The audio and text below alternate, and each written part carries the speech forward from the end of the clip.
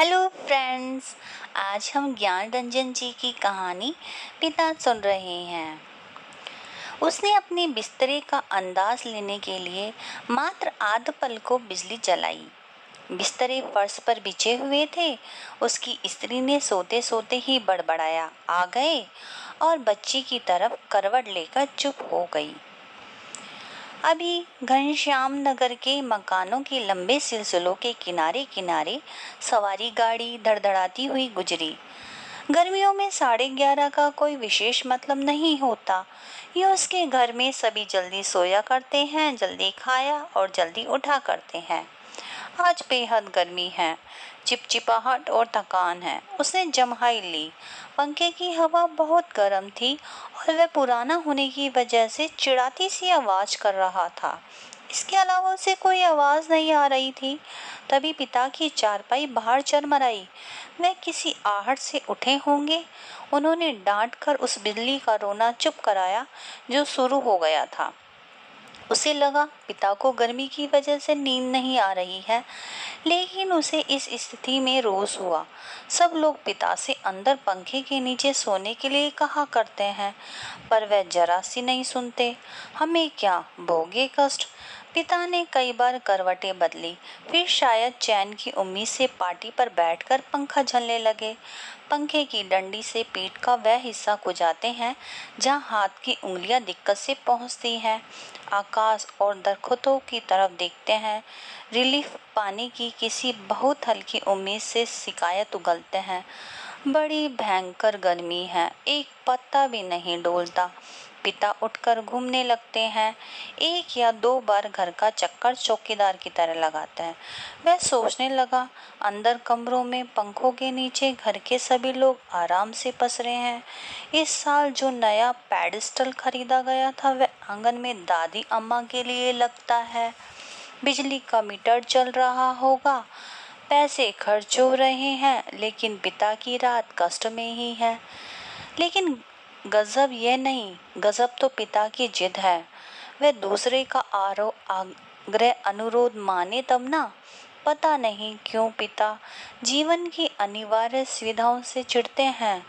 खुले में स्नान करेंगे, जनेऊ से छाती और पीठ का मैल काटेंगे।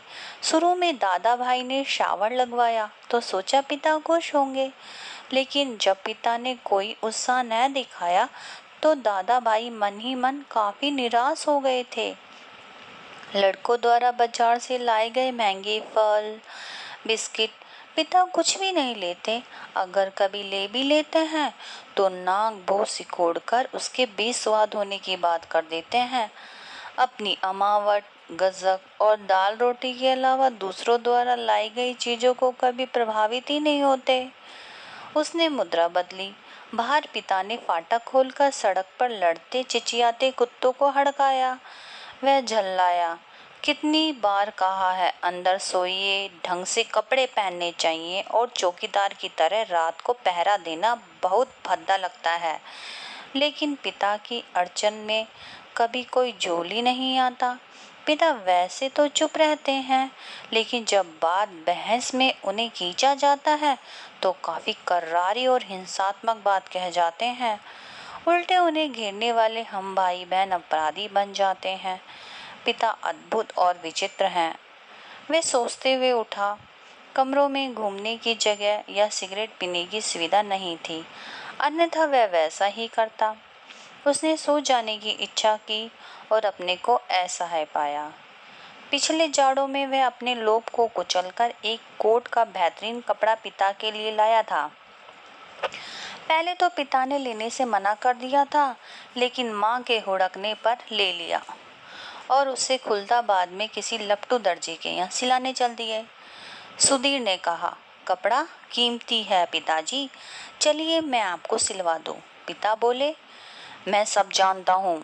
म्यूनिसिपल मार्केट के छोटे मोटे दर्जियों से काम कराते हैं और अपना लेबल लगा लेते हैं। मुझे व्यर्थ पैसा खर्च करना अच्छा नहीं लगता। इतने में आम गिरने की आवाज आई। भाई शायद पिता की कार्ट खाली थी। वह गिरा आम टटोलने के लिए बगिया में घुसे होंगे।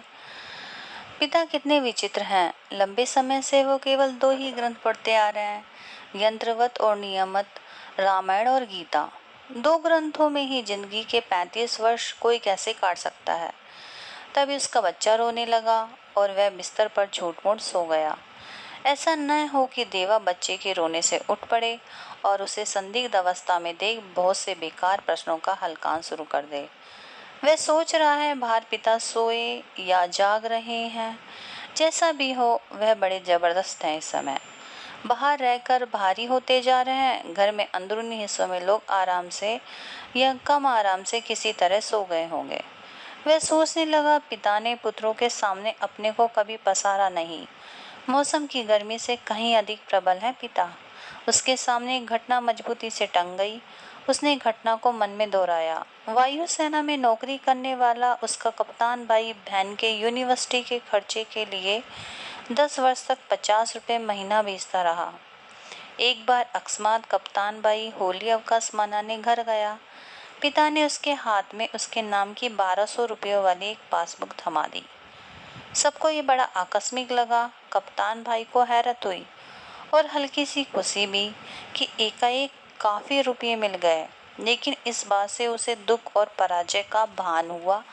2 वर्ष तक बहन के लिए उसने जो थोड़ा बहुत किया था, वह सब एक पल में घटकर नगण्य हो गया। फिर भी वह अनुभव कर रहा था, कप्तान भाई ज्यादा सोचते नहीं हैं। खिलाड़ी तबीयत के हैं, यान की तरह चुटकी में धरती छोड़ देते हैं। कितने मस्त हैं कप्तान भाई। इस घटना को याद करके और पिता के प्रति खिन्न हो जाने पर उसने चाहा कि वह खिड़की से पिता को अंदर आकर सोने के लिए आग्रहपूर्वक कहे, लेकिन वह ऐसा नहीं कर सका। रात काफी हो चुकी है। ये सब सोचना सिवाय सोने के कितना निरर्थक है।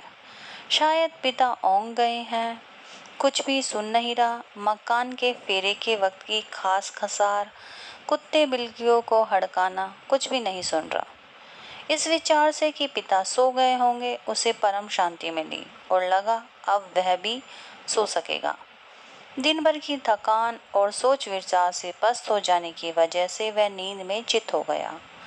तभी उसे गर्मी लगी और वह उठ खड़ा हुआ और उठकर उसने बहुत सा पानी पिया और बाहर आंगन से जब पानी पीकर लौट रहा था तो उसने खिड़की से बाहर देखा। पिता सोए या नहीं सोए, या फिर कुछ सोकर पुणे जगे हुए हैं, पता नहीं। अभी भी उन्होंने हे राम तू ही सहारा है कहकर जमाई ली है। पिता ने अपना बिस्तर गोल मोड़कर खाट के एक सिरे पर रख दिया है और वहीं सुराही से प्याले में पानी भरकर अपनी खटिया की बांध तर कर रहे हैं। बार बार करके उन्होंने खटिया की बांध को तर कर लिया है।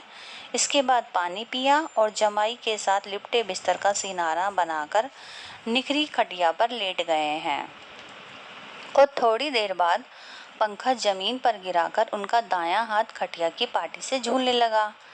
वह खिड़की से हटकर बिस्तरे पर आया। अंदर हवा वैसी लू की तरह गर्म है। वह जागते हुए सोचने लगा, अब पिता निश्चित रूप से सो गए हैं शायद। इसी के साथ ये कहानी यहीं समाप्त होती है। धन्यवाद।